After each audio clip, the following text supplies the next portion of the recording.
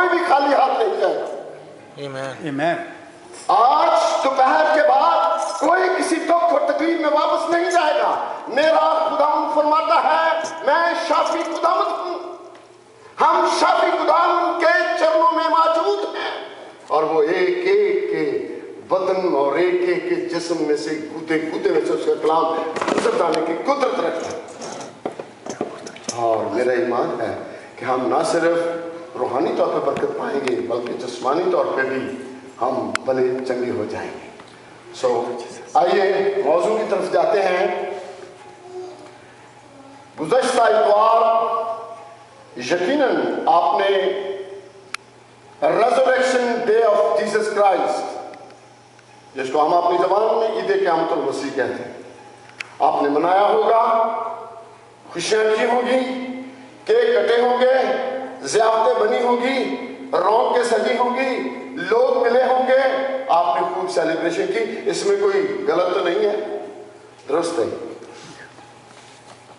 और हमने पहाड़ी वास से लेकर सलीबी कलमात के आखिरी जुमले तक, जब सबसे आखिर में मेरे खुदावंद ने अपने होठों को जुम्बश दी तो उन्होंने फरमाया कि क्या किया, मैं अपनी रूह अपने बाप के हाथ में देता हूं।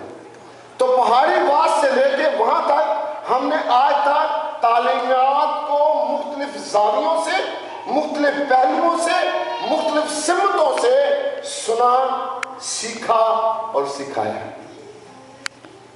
आज मैं आपके सामने उसके जीवने के बाद कि वो कलमात जो हमारी उसके जीवने के बाद रहनुमाई करते हैं, कलीसिया की बुनियाद डालते हैं, कलीसिया की बढ़ोतरी के लिए काम करते हैं, मैं उस मौजू को आज आपके साथ मिलकर सीखना चाहता हूं। मेरे अजीजों, यहूदियों के यहाँ उनका जो मौत का तस्वर था बड़ा भयानक था। और मैं ये समझता हूं कि ये कोई अजीब बात नहीं है।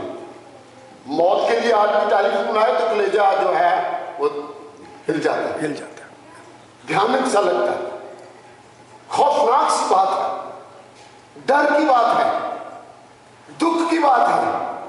मौत का नाम सुनने से घबराहट सी आती है और फौरी तौर पे अपनी जिंदगी के बारे में ध्यान चला जाता है। खुदा खैर करे, एक लफ्ज निकलता है, खुदा खैर करे। ये तस्वर भयानक ना सिर्फ यहूदियों का था बल्कि यहूदियों से लेके आज तक ये काम है। और अगर आपको याद रहे, पैदाइश की किताब उसके 30 बाब में एक बात लिखी है, जब कभी हम जनाजे में जाते हैं पादी से बांध, तो हम जनाजा पढ़ते हुए एक जुमला जरूरी कहते हैं, और तू खाक है और खाक में मिल जाएगा। और ये उस जमाने की बात नहीं, आज भी पादी साहब जनाजे पे ये जुमला जरूर बोलते हैं, ये खाक है। हम इसको खाक को खाक के क्या करते हैं, सुपुर्द करते हैं। ये जुमला है। मेरे अजीजों, अंबिया तक यही राग लोग अलापते रहे। और मैं बताना चाहता हूं, चंद एक बातें हैं जो इंफॉर्मेशन के तौर पे भी हैं और रूहानी तरक्की के लिए भी हैं। दीगर अक़वाम की तरह यहूदी लोग जो थे वो भी मौत और फना, ये दो लफ्ज हैं, मौत और फना, इन दोनों को हम मानी समझते थे, हालांकि ये हम मानी नहीं है। मेरे अजीजों, और वो समझते थे कि मौत जिंदगी का आखिरी मंजर है, मौत के बाद सिलसिला खत्म हो जाता है, यह आखिरी मंजर है, इसको देख लो। और हम कभी कभी कहते हैं आखिरी दीदार, फलां शख्स मर गया है, दफनाया जाएगा, उसके आखिरी दीदार के लिए लोगों की इंतजार यहां से यहां तक की जाएगी, कहते हैं ना, ये आखिरी मंजर है। और ये यहूदियों के नजदीक और गैर कौमों के नजदीक भी है, और आज मसीह हल्के में भी कई जगहों पे ये बात पाई जाती है जो ईमान की कमजोरी रखते हैं। बताना चाहता हूं, यहूदियों के अंदर दो फिरके थे। एक फरीसी था जो मौत के बाद जिंदगी के लिए थोड़े से व्यू रखता है। वो क्या क़यामत पर यकीन रखता है, वो फरिश्तगान पर यकीन रखता है, ये फिरका वो अदालत पर यकीन रखता है। लेकिन इसके साथ ही एक दूसरा फिरका है सदूकी, वो फरिश्तगान के मौत, अदालत, क़यामत का मुनकर है। हम कहते हैं सदूकी जो है वो क़यामत को नहीं मानते। क्यों नहीं मानते साहब? वो क़यामत को नहीं मानते। मेरे अजीजों, बहुत सारी कौमें जो हैं वो इस बात पर ईमान रखती हैं, इसका इजहार करती हैं कि इस जिंदगी के बाद भी एक जिंदगी है, इस जिंदगी के बाद भी एक इसका इजहार कर रहे हैं। लेकिन एक बात मैं आपकी गोशगुजार करना चाहता हूं कि ये उन कौमों की बात जो है ये नजरियात की हद तक है।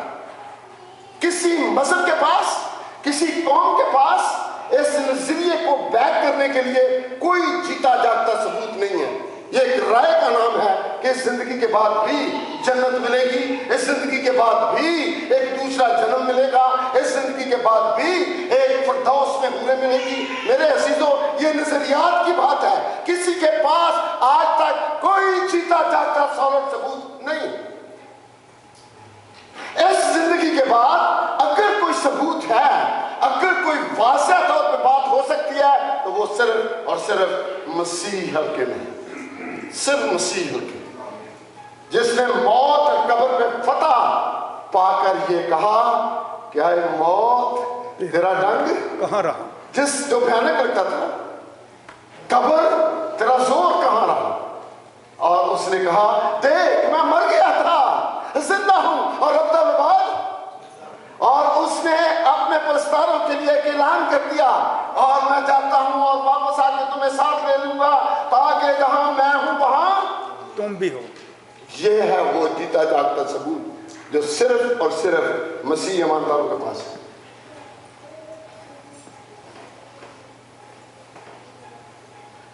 मैं बताना चाहता हूं कि जो इंसानी तजर्बा है ना, इंसानी तजर्बा ये कहता है कि जब आप डेड बॉडी को कब्र में उतार देते हैं तो उसके बाद आप जब कभी भी कब्र को खोलेंगे आपको एक ढांचा मिलेगा।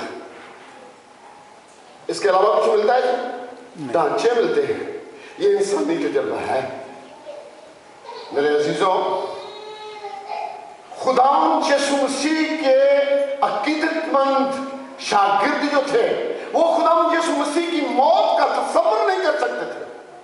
और आपको अगर याद हो तो कई बार जब खुदावंद यीशु मसीह ने अपनी मौत का जिक्र किया, अपने जी उठने का जिक्र किया, एक बार तो पतरस जो था वो जज्बाती हो गया। पतरस बड़ा जज्बाती था, पतरस बड़ा जज्बाती हो गया उसके लिए, लेकिन वो जानता नहीं था कि खुदावंद क्या कह रहे हैं। आप मुझे बताएं कि जी उठने के बाद जब शागिर्दों को ये खबर मिली तो वो इसको कबूल करने के लिए तैयार नहीं, वो तो उसकी मौत को हजम नहीं कर रहे। और कोहे कलवरी के ऊपर जो मंजर है वो शागिर्दों के नजदीक क़यामत असगरी से कम नहीं। वो इस खौफ को देख नहीं सके कि सवाए यूहन्ना जो मोहब्बत का शागिर्द है, बाकी सब क्या कर रहे थे? भाग गए थे। वो देख नहीं सकते थे, डर के मारे भागे। उन्होंने सोचा 400 साल के बाद एक लीडर मिला था। 400 साल के बाद, जानते हैं मलाकी के बाद 400 साल के बाद बनी इस्राइल को एक कायद मिला और उसको भी यहूदियों और रोमियों ने अपनी दुश्मनी का निशाना बनाकर खत्म कर दिया। और लगता है कि मायूसी उनके ज़हनों पर मुसल्लत हो गई। वो चुप गए। वो टूटने के बाद कैसे यकीन करें, कैसे यकीन करें? हालांकि मेरे खुदावंद ने कई बार अपनी तालीम के अंदर इस बात का इजहार कर दिया था। मरबला इजहार किया उसने कहा और निशानात बताए, ये जरूर है कि इब्ने आदम पकड़वाया जाए और गुनहगारों के हाथों से कत्ल किया और तीसरे दिन जिंदा किया। उसने निशान बताया कि यूना नबी के अलावा तुम्हें और कोई निशान नहीं दिया जाएगा। उसने बताया कि ये जरूर है कि इब्ने आदम ऊंचे पर, और ये वो निशानात थे, ये वो अलामतें थी उसके जाने की और फिर वापस जिंदा होने की। लेकिन शागिर्द फिर भी कबूल करने के लिए तैयार नहीं। जुर्रत का ये है, मोहब्बत का ये आलम था कि जब वो सैटरडे की शाम को दफना दिया, दफनाने से पहले किसी शागिर्द में हिम्मत नहीं है कि जाके रिक्वेस्ट करें, जी हमारा कायद है, हमें डेड बॉडी दे दें, हम इसको अपने हाथों से क्या कर लें, डेड बॉडी मांगने की हिम्मत नहीं है, इस कदर खौफजदा है। अल्टीमेट वो डेड बॉडी मिली, दफनाया गया और जब उनको पता चला कि 50 किलो मसाला, खुशबूदार मसाला पट्टियों के साथ उसके बदन पर बांध कर लपेट दिए गए, जबरदस्त रैपिंग हुई, मर गया है, उसकी वेरिफिकेशन हुई है, सर्टिफिकेशन हुई है कि ये मर गया है, और उसको दफनाया गया है सरेआम, और उसके ऊपर फिर पैरा लगाया गया है, पत्थर रखा गया है। ये क्यों कर जिंदा हो सकता है? ये नहीं हो सकता, उसके मरने का तसव्वुर नहीं कर सकते। मेरे अजीजों, हम देखते हैं मसीह खुदावंद ने वो कब्र और वो मौत जो यहूदियों के लिए भयानक थी, मुझे तड़पा देती, मुझे परेशान कर देती, यीशु मसीह ने क्या किया है? उसने उस मौत को, जिसका ये दावा है, मैं जिस घर में जाती हूं, जिस कबीले में जाती हूं, जिस शहर में से गुजरती हूं, मैं क्या करती हूं? मैं कहराम मचा देती हूं, लोगों की याददाश्त चली जाती है, लोग भूखे होते हैं, लोग जुदाई में मर जाते हैं, मैं तो कहराम मचा देती हूं, तड़पा के रख देती हूं, एक दफा किसी के पास से गुजर जाऊं। याद है ना, मौत का नाम सुन के हमारा क्या हाल होता है। खैर यीशु ने क्या किया? जिससे यहूदी डरती थी, जिससे आज दुनिया डरती है, उसने कहा, मौत तेरा डंग कहाँ रहा? कब्र का दावा है, एक दफा मेरे अंदर किसी को आने दो, गला सड़ा के राख करके रख दूंगी, ढांचा बना दूंगी। क्या बिगाड़ा इस कब्र ने? क्या बिगाड़ा? कब्र तेरा जोर और मेरा यीशु अपनी कुदरत के वसीले से कब्र और मौत पर फतह हासिल करके जिंदा हो गया, और अब तलबाद जिंदा रहेगा।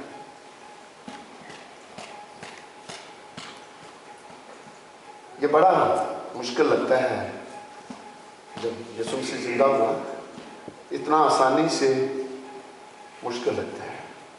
मैं डॉक्टर जाकिर नाइक को एक लेक्चर में उसके सवालों के जवाब दे रहा था, आज ये मेरा मौजूद नहीं है। उसने यीशु मसीह के बारे में बताया कि ये हो नहीं सकता कि बेटा हो खुदा का, वो कहे कि मैं खुदा हूं, खुदा मुझ में काम करता है, जिसने मुझे देखा उसने बाप को देखा है, वो मर जाए, ये मैं मानने के लिए तैयार नहीं। बात भी ठीक है, वो असल में इसके फलसफे को नहीं जानता। जाकिर साहब इसके फलसफे को नहीं जानते, वो अधूरा मुतालिया करते हैं। वो जानते नहीं है कि यीशु मसीह की शख्सियत बाशक वकरदोरी शख्सियत की मालिक है, और अलहुयत की सारी ममूरी मुजस्सम होकर उसके अंदर क्या करती है? वो जानते नहीं। मेरे अजीजों, वो यीशु मसीह के मुजज़ात समझ में आते हैं, उनके अलहुयत की ममूरी के मुजस्सम होने का तज़किरा भी उनकी समझ में आता है। यीशु ने कहा, मैं अव्वल और आखिर हूं, इस बात को भी वाज़ह तौर पर वो समझ जाते हैं, और वो ये भी समझ जाते हैं कि ये बाप की जात का नक्श और जलाल का परतव है, इब्रानियों पहला बाब पहलियात में, वो ये भी समझ आते हैं, लेकिन यीशु की मौत को कबूल करने के लिए कोई तैयार नहीं। लेकिन मैं आपको बताना चाहता हूं कि यीशु मसीह की मौत और जिंदा होना कलीसिया का संगे बुनियाद है। रेज़रेक्शन डे के बाद ही कलीसिया की बुनियाद पड़ी है, कलीसिया का आगाज हुआ है, और आज इस कलीसिया ने पूरी दुनिया में तहलका मचाया।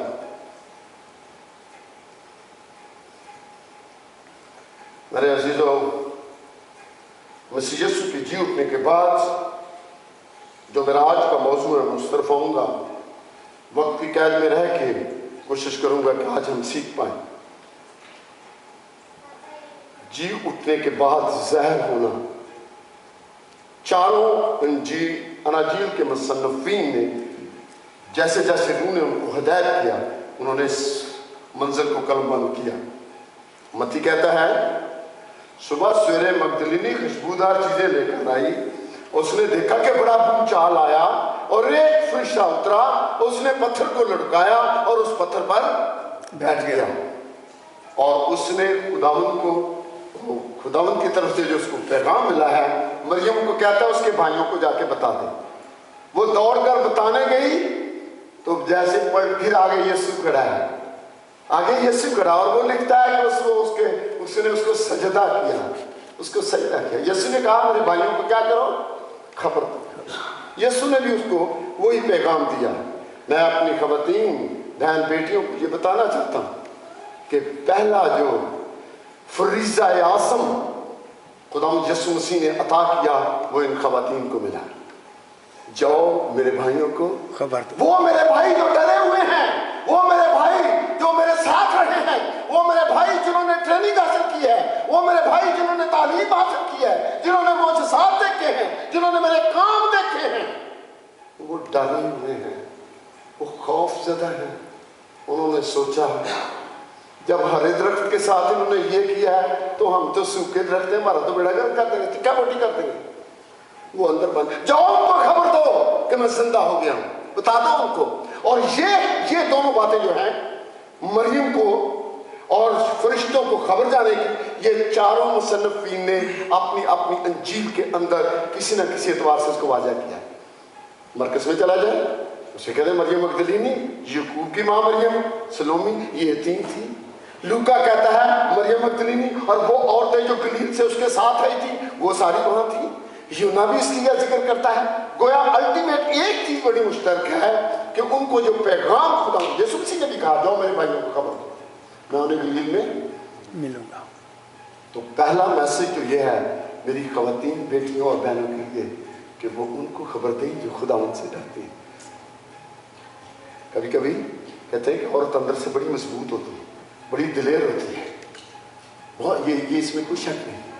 मुझे एक छोटा सा वाक़या याद आ गया। पाकिस्तान में मेरा एक दोस्त था, उसका सुबह सुबह फ़ोन आया कि पीटी साहब ऐसा है तो MQM के साथ मेरे लड़की को पुलिस उठा के ले गई। इतवार का दिन था, छुट्टी थी, मैं लेट उठा तो मिसेज ने उठाया तो उसने कहा कि भाई ये कहना साहब का फ़ोन आया, उसके बच्चे को पुलिस ले गई है सुबह 4 बजे। तो मैंने कहा अच्छा मुझे फ़ोन दो, मैं किसी को फ़ोन करता हूँ, किसी SP को, किसी DSP को, किसी SHO को, तो वो छोड़ देगा। मैं करता रहा, कोई मिले नहीं, छुट्टी का दिन है, कोई उठा ही नहीं रहा। तो मुझे उसने बड़ी एक बात की कि आप किसको फ़ोन कर रहे हैं, छुट्टी कोई नहीं उठाएगा, आपकी सिफारिश किसी से कम है, आप खुद जाएं और उनको बताएं कि आप कौन हैं। मैंने कहा यार बात तो तेरी ठीक है। मैं उसी वक्त मोटरसाइकिल निकाला और पुलिस स्टेशन पहुंच गया। वो मैंने कार्ड भेजा तो वो साहब उठ के बाहर आ गए। उन्होंने कहा साहब क्या काम है, आपकी वजह से तो हम ये थानेदार बने। मैंने कहा यार वो बच्चा किसी ने मारा उठा लिया, मुझे बच्चे का नाम भी नहीं आता था। और मैंने कहा टोनी कहते हैं। उसने कहा कौन सा बच्चा है, आया छोड़ दिया घर ले आए। तो मैंने वहां से सीखा कि उसके अंदर कितना इत्मीनान है, कितना यकीन है, किस कदर दिलेर है। तो मैं सोच रहा था पता नहीं मेरा को वाकिफ मिले या ना मिले, लेकिन औरतों का यकीन, ये बताने का मतलब है कि औरतों के अंदर ज्यादा यकीन है। और आज भी हमारी खवातीन की ये फरीज़ा आज़म है, उसी इत्मीनान के साथ उन भाइयों को जाके इत्तला दे दें जो अभी तक बेखबर हैं, अभी तक डरे हुए हैं, अभी तक सहमे हुए हैं। दूसरी बात, ये बात चारों अंजील में मुश्तरक है। लूका की अंजील का मसला कहता है कि अमूस की राह पर 2 शख्स थे और वो आपस में बातें कर रहे थे और बातें कर रहे थे यीशु मसीह के बारे में। यीशु मसीह चुपके से उनके साथ हो गया। कहने क्या बातें कर रहे हो? कहते बातें क्या कर रहे हैं, सदियों के बाद एक लीडर मिला था, रोमियों और यहूदियों ने उसे मरवा डाला है, हम उसका जिक्र कर रहे हैं। बेगुनाह था उसने, कोई वो बड़ा काम और कलाम वाला नबी था, लेकिन इन्होंने उसे मरवा डाला है।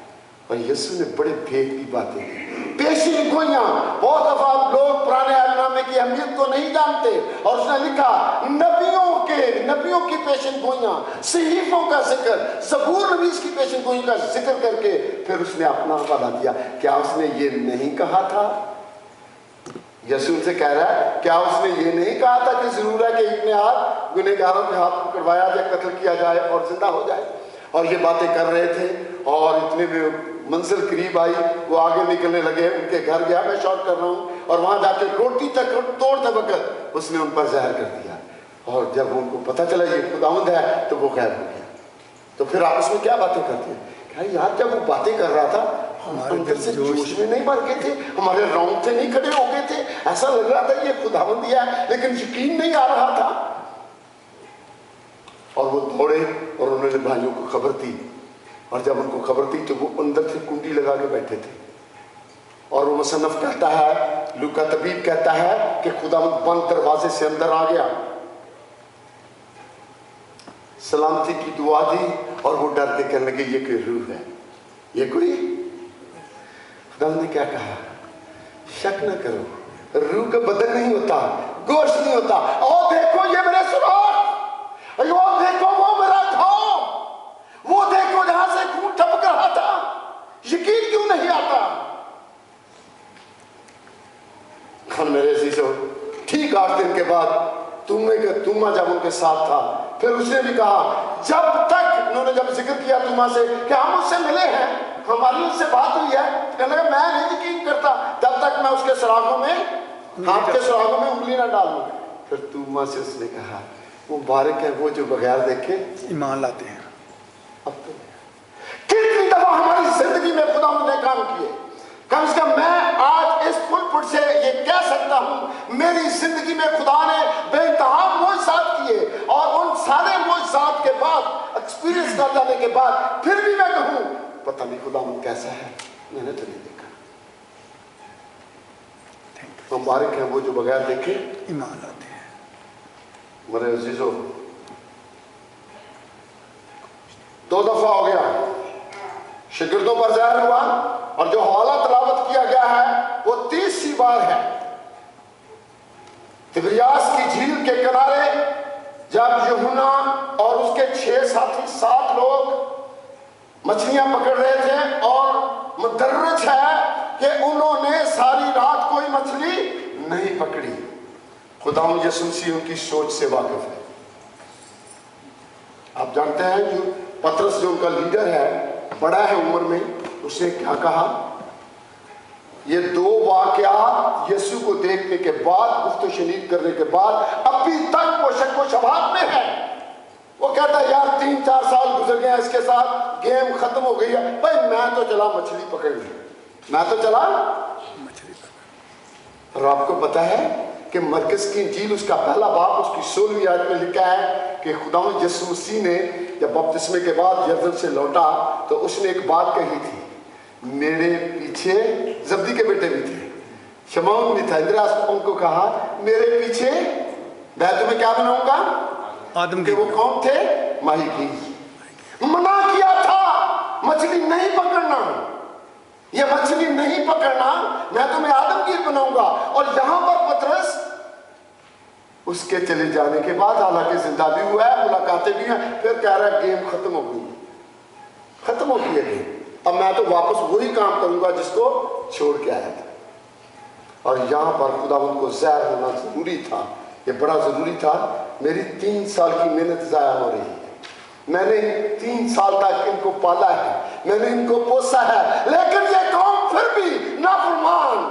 यशायाह नबी का सीफा पहले बार में लिखा, मैंने अपने बच्चों की तरह इनको पाला और पोसा है, मैंने क्या नहीं किया।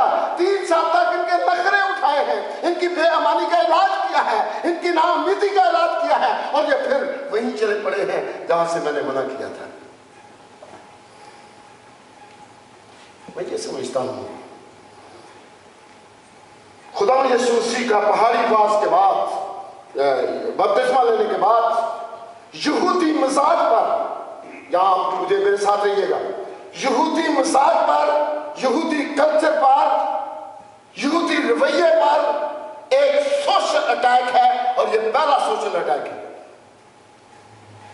जब उसने माहीगीरों से कहा मैं तुम्हें आदमगीर बनाऊंगा, मैं एक सवाल पूछूंगा, इसको एग्जाम ना समझिएगा, अगर किसकी समझ में आ जाए तो मुझे बता दें कि माहीगीरी का मतलब आता है ना। रात को मैं पैगाम दे रहा था तो उन्होंने कहा कि पादी साहब आप थोड़ी सी सस्ती उर्दू बोले, आप बड़ी मुश्किल उर्दू बोल रहे हैं, हमारे ज़्यादा लोग हिंदी बोलते हैं, हमें समझ नहीं आती। यह आसान लफ्ज है माहीगिरी। कितने लोगों को आता है जी? हाँ जी, कोई शख्स बता दे मुझे। मछली पकड़ना। बड़ी आसानी से कह दिया, किसी कोई बच्चा भी जवाब दे सकता है। इसका मतलब ये नहीं है। आप में से कितने लोग नेशनल ज्योग्राफी देखते हैं? नेशनल ज्योग्राफी में आपने मछलियां, रंग बिरंगी मछलियों को एक्वेरियम के अंदर हंसते खेलते देखा है। मुझे मौका मिला, मुझे याद नहीं है थाईलैंड था या मालदीव थी, मैं गहरे समुद्र में मैरीन में बैठ के नीचे गया, कई 100 फुट नीचे, और नीचे की दुनिया में मैंने खूबसूरत मछलियों की दुनिया देखी। और इस तरह ऊपर की सतह पे भी ऐसी है, और वो हंसती खेलती दौड़ती कूदती बड़ी प्यारी लगती है।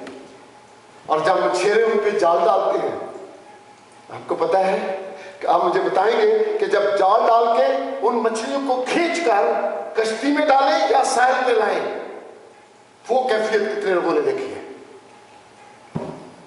मछलियों की वो हालत जब उनको पकड़ के कश्ती में डालते हैं या साइल पे रखते हैं, तो मछलियां क्या कर रही होती हैं?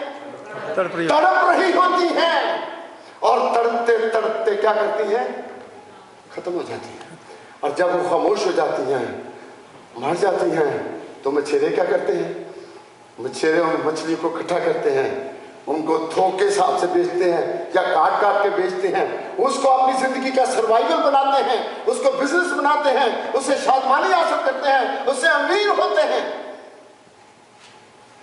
अब इसका मतलब मछलियां पकड़ना नहीं मेरे भाइयों मेरी बहनों, इसका मतलब यह है, यहूदी मजाज है ये कि जिंदगी को मौत में बदलना।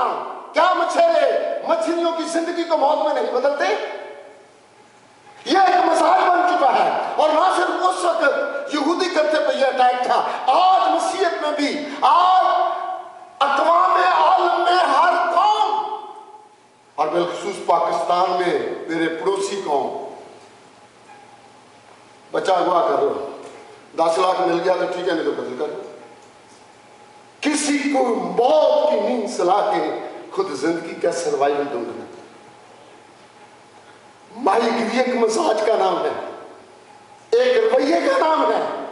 और यहूदियों की तारीख पढ़े तो आपको पता चलेगा कि लोगों को शिकस्त देके लोगों की खुशियां, और आजकल भी है, हम लोगों को टैक्स करके लोगों का सुकून लूट के खुद बड़े शादमान होते हैं। कहते हैं आज मैंने उसको ऐसी बात, चर्च से निकलते ऐसी बात की, 3 दिन तक तो सो ही नहीं सकेगा, और वो घर में बड़े कह के बगले मारते हैं। हम खुश होते हैं दूसरों को दुख देकर, दूसरों की खुशियां लूट कर हम खुश हो रहे हैं। तो क्या ये मजाज नहीं है? क्या ये माहीगिरी नहीं है? दूसरों की जिंदगी को मौत में तब्दील कर देना माहीगिरी का मतलब है। और खुदा यीशु मसीह ने पहला हमला किया कि ये रुक जाए, मेरे साथ आ जाओ, मेरे पीछे हो लो, मैं तुम्हें क्या बनाऊंगा? आदमगिरी। क्योंकि वो क्या कर रहे थे? लिखा क्योंकि वो माही खुदा को ये पसंद नहीं है कि मैं दूसरों की खुशियां लूटूं, दूसरों के हक पे नजायज कब्जा करूं, दूसरों की जान लेके खुद अपनी जिंदगी का सर्वाइवल ढूंढूं। खुदा को पसंद नहीं है। वो तो प्यार करने आया है, वो तो जिंदगी देने आया है, वो तो खुशियां देने आया है। हम तो खुशियां लूटने के लिए बैठे हैं, अपनी खुशियों के लिए। मेरे अजीजों, वापस आते हैं यूना की इंजील में, वहां पर यीशु ने कहा कुछ है आपके पास खाने वाले को? तो जवाब क्या मिला जी? अभी भाई ने पढ़ा, ये छोटी ने पढ़ा था, तो ये पढ़ा था कि आज कुछ हाथ नहीं लगा, सारी रात मछलियां पकड़ते रहे। जब हम खुदावंद को रद्द करने के बाद, छोड़ देने के बाद वही काम करते हैं जिसको इनसे मना किया गया है, तो सारी जिंदगी हमारे हाथ कुछ नहीं लगता। आप मुझे बताएंगे, प्रोफेशनल मछेरे हैं, प्रोफेशनल मछेरे हैं, उन्हें पता है मछलियां कहाँ होती हैं, कश्ती की किस जानब होंगी, सारी रात किस सिमत में जाल नहीं डाला होगा। और जब खुदावंद ने उसे कहा मेरी मर्जी के खिलाफ, अब मैं तुम्हें कहता हूं कि यहाँ जाल डालो, मैंने तरह जाल डालो। आप तो 1 मिनट के लिए तरह सोचें कि जहां सारी रात मछली नहीं थी, यीशु के कहने पे 1 मिनट में मछलियां कैसे आ गई, और वो भी बड़ी 153 मछलियां।